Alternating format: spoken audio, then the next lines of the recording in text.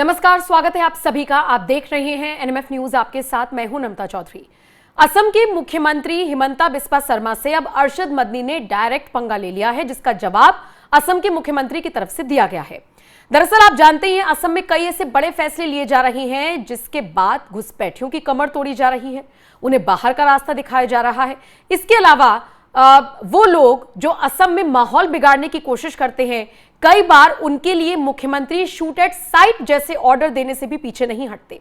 और उसके अलावा अपने हिंदुत्व वाली छवि को आगे लेकर चलना और अराजकता फैलाने वालों के खिलाफ सख्त एक्शन लेने से भी ये मुख्यमंत्री पीछे नहीं है। शायद इसीलिए ये बात बहुत सारे लोगों को रास नहीं आती। और चूंकि हिमंता बिस्वा शर्मा बीजेपी से भी आते हैं, ऐसे में तमाम विरोधी दल के नेता उन्हें टारगेट पर लिए रखते हैं। लेकिन हद तो तब हो गई जब अरशद मदनी ने भी खुले तौर पर असम के मुख्यमंत्री को निशाना बनाते हुए एक ऐसी बात कह डाली जिसका जवाब बिना देर किए हिमंता को भी देना पड़ गया। अरशद मदनी ने बता दिया कि कैसे उन्होंने सोनिया गांधी को बाकायदा चिट्ठी लिखी थी, पत्र लिखा था और आग्रह किया था कि शर्मा को टिकट ना दिया जाए क्योंकि वो आरएसएस मानसिकता से ग्रस्त है। जिन लोगों को नहीं पता उनकी जानकारी के लिए बता दूं, हिमंता बिस्वा शर्मा अभी भले बीजेपी में है, लेकिन एक वक्त था जब वो कांग्रेस का हिस्सा हुआ करते थे।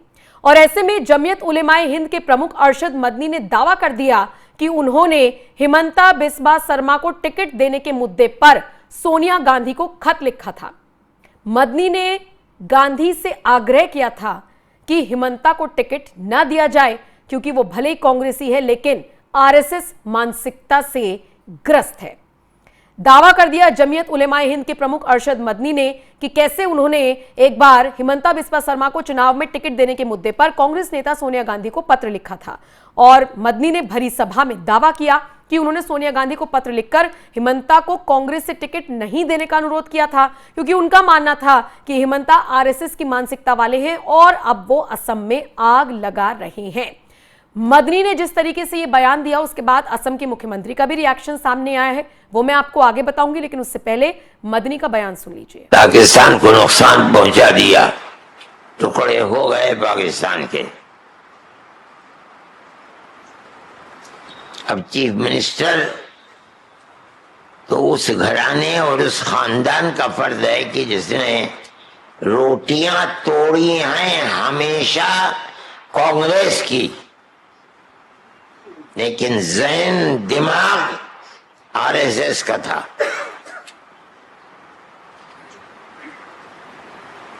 हमने कहा सोनिया जी से कि आप इसको टिकट मत दीजिए। मैंने खत भेजा उनको, मगर उन्होंने नहीं माना और टिकट दे दिया। आज वही हेमंतो है जो कांग्रेस की उस पॉलिसी और दस्तूर के खिलाफ उसने आसाम में आग लगा रखी है। ये एक पॉलिसी है गवर्नमेंट की, हम गवर्नमेंट से लड़ते हैं।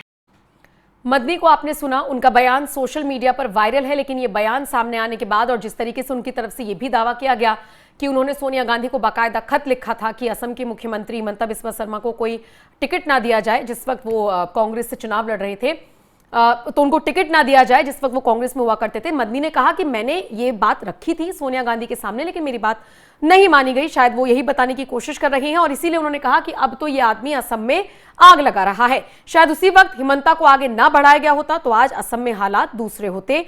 ये बात कहते हुए मदनी या ये कह लीजिए संकेत देते हुए मदनी नजर आए हैं।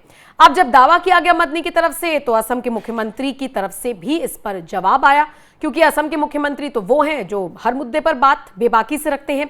ऐसे में जब आ बैल मुझे मार वाली घटनाक्रम हो गया पूरा, मदनी ने खुद से ही कोई ना कोई एक दावा कर दिया, तो उसके बाद खुद असम के मुख्यमंत्री ने मदनी के दावों पर करारा जवाब दिया। उन्होंने कहा, आज मदनी ने मुझे चेतावनी दी है और राहुल गांधी ने मुझे पहले भी धमकी दी थी।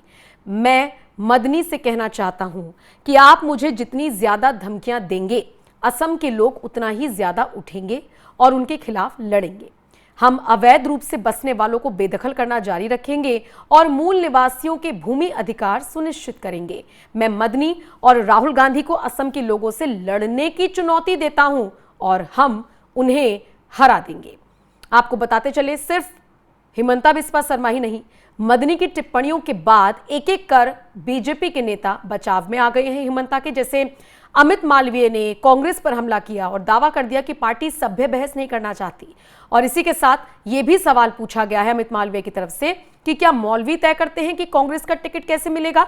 अब तो यह स्पष्ट होता जा रहा है कि कांग्रेस सभ्यता संबंधी बहस के गलत पक्ष पर खड़ी है। आपको बताते चले, 2014 में तरुण गोगोई के साथ मतभेदों के बाद हिमंता बिस्वा शर्मा ने इस्तीफा दे दिया था। 2015 में दिल्ली में अमित शाह के आवास पर औपचारिक रूप से वो बीजेपी में शामिल हो गए थे। 2016 में वो फिर से चुने गए। सर्बानंद सोनोवाल के मंत्रिमंडल में वो शामिल हुए। 2021 में फिर से विचार विमर्श हुआ और सोनोवाल की जगह उन्हें मुख्यमंत्री पद दे दिया गया। तो हिमंता बिस्वा शर्मा का जो पूरा कार्यकाल रहा है वो किस तरीके का रहा वो आपने देख लिया। लेकिन आपको बता दें, शहजाद पूनेवाला ने भी बाकायदा एक वीडियो बनाकर हिमंता बिस्वा शर्मा का सपोर्ट किया है। सवाल पूछा है मदनी से। बीजेपी के तमाम नेता सवाल पूछ रही हैं कि क्या मौलवी ये डिसाइड करते हैं कि कांग्रेस किसे टिकट देगी और किसे नहीं। ये तो मदनी की बात से प्रूफ हो गया है। दूसरी बात, हिमंता बिस्वा शर्मा मदनी और राहुल गांधी दोनों को घेर रही हैं। कांग्रेस से अलग होने के बाद हिमंता बिस्वा शर्मा अक्सर कई जगहों पर एक कहानी हमेशा दोहराते हैं और वो कहानी ये है कि जिस वक्त किसी अहम मुद्दों पर बातचीत करने के लिए भी वो कांग्रेस आलाकमान से मिलने के लिए जाते थे, राहुल सोनिया से मिलने के लिए जाते थे, तो मिलने नहीं दिया जाता था। और एक बार तो उन्होंने कहा कि जब वो मिलने के लिए गए और बहुत अहम किसी मुद्दे पर बातचीत होनी थी, उस वक्त राहुल कुत्ते को बिस्किट खिलाने में बिजी थे। ये कुछ ऐसी कहानियां हैं जो सिर्फ हिमंता बिस्वा शर्मा नहीं, कांग्रेस से जो नेता अलग होते चले जाते हैं, आप सिंधिया को ले लीजिए, आप गुलाम नबी आजाद को ले लीजिए, आचार्य प्रमोद को निष्कासित कर रखा है। तमाम ऐसे नेता हैं जो कांग्रेस में रहते हुए भी बागी हुए नजर आते हैं और कांग्रेस से बाहर निकलकर भी उनका वो जो बगावत है वो सीधे तौर पर नजर आती है। अब चूंकि हिमंता बिस्वा शर्मा तो बीजेपी का हिस्सा है, तो अक्सर कांग्रेस की पोल खोलते हुए नजर आते हैं। लेकिन अब पूरी बीजेपी एक होकर कांग्रेस को घेर रही है और सवाल पूछे जा रही हैं कि आखिर मौलवी कौन होते हैं, मौलाना कौन होते हैं, ये डिसाइड करने वाले कि किसको टिकट मिलेगा और किसको नहीं। कैसे मदनी खुलासा कर सकते हैं इस बात का कि उन्होंने सोनिया गांधी को पत्र लिखा था कि हिमंता को टिकट ना दिया जाए और किस बिहाफ पर लिखा था। और ये जो मदनी ने खुलासा किया है, इसने कांग्रेस को कहीं ना कहीं फंसाने का काम कर दिया है। लेकिन दूसरी तरफ अगर आप देखेंगे तो हिमंता वर्सेस मदनी अब शुरू हो गया है। पूरी बीजेपी एक तरफ है, मदनी और कांग्रेस दूसरी तरफ है। लड़ाई शुरू हो गई है, कहां तक जाएगी देखने वाली बात होगी।